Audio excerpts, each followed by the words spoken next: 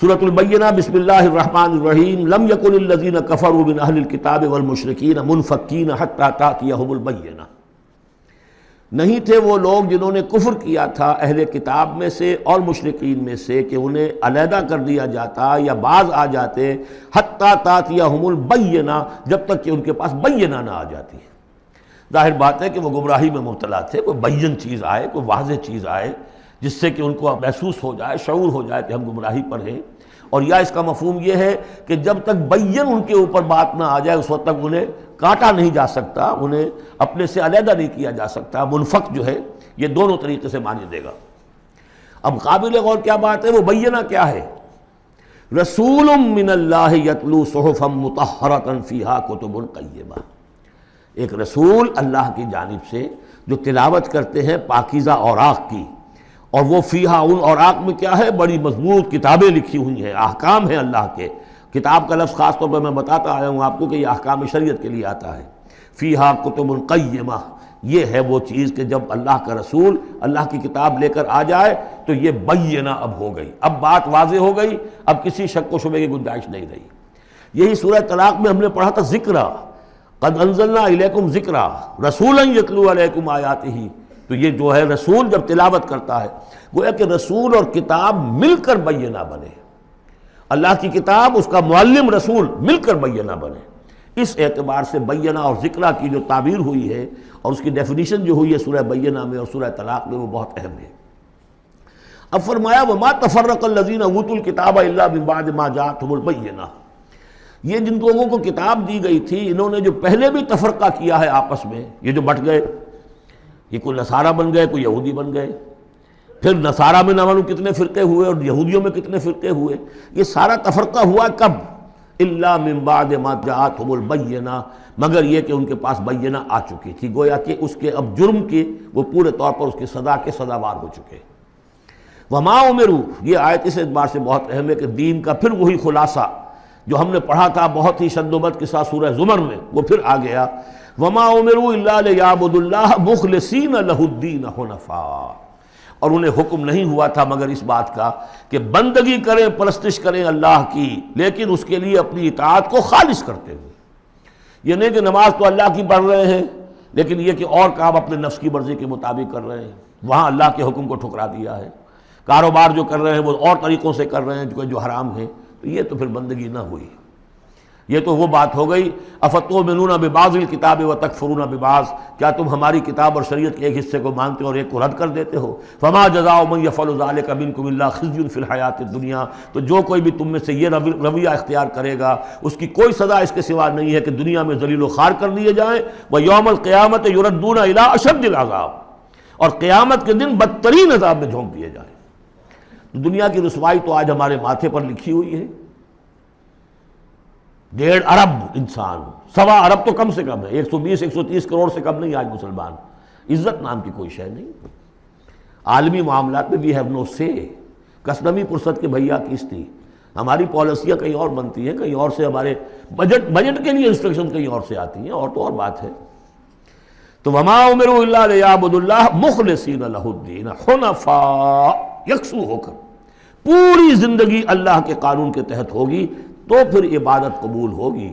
ورنہ یہ جو ہے کہ کچھ اللہ کو دو اور کچھ قیصر والا قیصر کو دو، خدا والا خدا کو دو، یہ اسلام میں قابل قبول نہیں. اب اس کے بعد فرمایا وَيُقِيمُ الصَّلَاةَ وَيُؤْتُ الزَّكَاةَ، اس کے علاوہ وہ نماز قائم کریں، زکوٰۃ ادا کریں. بندگی اور شے ہو گئی، نماز اور زکوٰۃ علیحدہ شے ہو گئی. بندگی تو اطاعت ہے، زندگی آمد برائے بندگی، زندگی بے بندگی شرمندگی. اس بندگی کے تقاضوں کو پورا کرنے کے لیے نماز دی گئی آپ کو، تاکہ آپ یاد تو کرتے رہیں، اللہ کو یاد تو کرتے رہیں، تاکہ وہ جو عہد کیا ایاک نعبد و ایاک نستعین دن میں 5 مرتبہ تازہ ہو جائے. اس کو حفیظ نے کہا ہے کہ سرکشی نے کر دیے دھندلے نقوش بندگی، آؤ سجدے میں گریں، لوح جبین تازہ کریں. یہ جو ہے اس کے اوپر دھندلے ہو گئے نقوش بندگی. نماز پڑھو تاکہ بندگی کا نقش پھر اور چمک اٹھے. ایاک نعبد و ایاک نستعین کتنی مرتبہ دہراؤ گے سورہ فاتحہ کو ہر نماز میں تو تم اپنے عہد کو تازہ کر رہے ہو. اور زکوٰۃ دو. وذالک الدین القیمہ، یہی ہے سیدھا دین، ہمیشہ کا دین. ان الذین کفروا من اہل الکتاب والمشرکین، بے شک وہ لوگ جنہوں نے کفر کی روش اختیار کی، خواہ وہ اہل کتاب میں سے تھے یہود اور نصارہ والمشرکین، خواہ وہ مشرکین میں سے تھے، فی نار جہنم خالدین فیہا، وہ ہوں گے جہنم کی آگ میں، اس میں ہمیشہ ہمیشہ رہیں گے، اولئک ہم شر البریہ، یہ یقیناً بدترین خلائق ہے۔ ان الذین آمنوا وعملوا الصالحات، اس کے برعکس وہ لوگ جو ایمان لائے، جنہوں نے نیک عمل کیے، اولئک ہم خیر البریہ، یہ بہترین خلائق ہے۔ اللہم ربنا اجعلنا منہم، اللہ تعالی ہمیں ان میں شامل ہونے کی توفیق عطا فرمائے۔ جزاؤہم عند ربہم جنات عدن تجری من تحتہا الانہار خالدین فیہا ابدا، ان کا بدلہ ہوگا ان کے رب کے پاس وہ باغات، رہنے والے باغات، ریزیڈنشل گارڈنز، جن کے دامن میں ندیاں بہتی ہوں گی اور جس میں وہ رہیں گے ہمیشہ ہمیش ہمیشہ ہمیش۔ یہ مقام اور ایک سورہ تغابن جو ہم نے پڑھی تھی، اس وقت میں نے وہ بات کا تذکرہ نہیں کیا تھا، دو مقامات قرآن مجید کے ایسے ہیں جہاں جو سائملٹینیس کنٹراسٹ ہے وہ یہ ہے کہ جہنم کے لیے صرف خالدین فیہا آیا ہے اور جنت کے لیے خالدین فیہا ابدا، تو یقیناً کوئی نہ کوئی فرق ہے۔ ویسے جہنم کے لیے بھی قرآن میں دوسرے مقامات پر ابدا بھی آیا ہے اور پھر سارا کچھ، لیکن جہاں کنٹراسٹ آ جائے جو فوری ہو، تو یہ جو سائملٹینیس کنٹراسٹ کے حوالے سے چنانچہ اسی بنیاد پر امت کے دو بڑی عظیم شخصیتوں کی رائے یہ ہے کہ جہنم ابدی نہیں ہے، ایک وقت میں آ کے کھوکھلی ہو جائے گی، ختم ہو جائے گی۔ یا تو جہنمی وہ ہوں گے کہ جن میں خیر کا سرے سے کوئی ایلیمنٹ ہی نہیں، انہیں جلا کر راکھ کر دیا جائے گا، معدوم ہو جائے گا، جیسے حیوانات معدوم ہو جائیں گے۔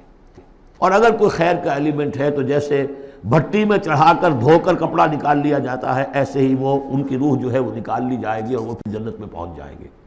لیکن یہ عام اہل سنت کا عقیدہ نہیں ہے، لیکن یہ ہے کہ دو افراد ہیں جو بہت عظیم ہیں۔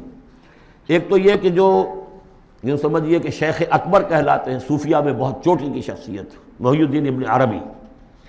دوسرے وہ شخص کہ جو ہر اعتبار سے محی الدین ابن عربی سے بہت شدید اختلاف کرتے ہیں، بہت شدید اختلاف، امام ابن تیمیہ، اور جو یوں سمجھیے کہ سلفی جو المسلک جو لوگ بھی ہیں دنیا میں، ان کے نزدیک سب سے بڑے امام جو ہیں، سب سے بڑے عالم وہ امام ابن تیمیہ ہیں رحمۃ اللہ علیہ، ان کی رائے بھی یہی ہے۔ تو دو عظیم اشخاص کا اس پر متفق ہو جانا، متفق گردید رائے بو علی بارائے من، تو یہ وہ یقیناً جو ہے اس قابل تھا کہ میں آپ کو اس کا تذکرہ ذکر بتا دوں۔ رضی اللہ عنہم، یہ لوگ جو ہیں وہ لوگ کہ ان الذین آمنوا وعملوا الصالحات اولئک هم خیر البریہ جزاؤہم عند ربہم جنات عدن تجری من تحتہا الانہار خالدین فیہا ابدا رضی اللہ عنہم ورضوا عنہ، اللہ تعالیٰ ان سے راضی ہو گیا اور وہ اس سے راضی ہو جائیں گے۔ جب جائیں گے وہاں تو اللہ تعالیٰ وہ کچھ دے گا کہ راضی ہو جائیں گے۔ ذالک لمن خشی ربہ، یہ ان کے لیے ہے جو اپنے رب سے ڈرتے رہے۔ اللہم ربنا اجعلنا منہم، اللہم ربنا اجعلنا منہم۔